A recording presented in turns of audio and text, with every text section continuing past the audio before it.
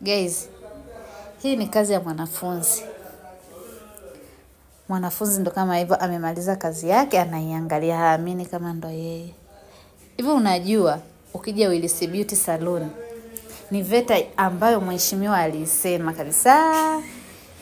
Mnatakiwa mje wale ambao sio lazima muende garage. VETA ya Willis Beauty Salon ndo kama hiyo hapo wanafunzi.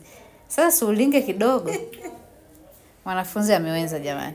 Amepambana. Umeona amefanya inaitwaga nini jamani? Extension. Yeah. Extension. Hiyo kitu amemtengeneza. Ni mwanafunzi. Sasa huyu ni mwanafunzi jamani. Huyu ni nani? Ni mwanafunzi. Imagine huyo madam itakuwaje?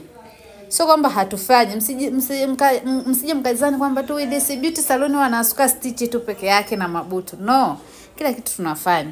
Mwalimu ndo kama hivyo, nimeshamfundisha mwanafunzi, hapo ndo kwa mara ya kwanza amemjaribu mteja wake. Mteja mwenyewe na wewe anaitwa Rachel.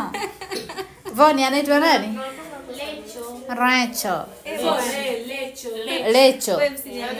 Rachel.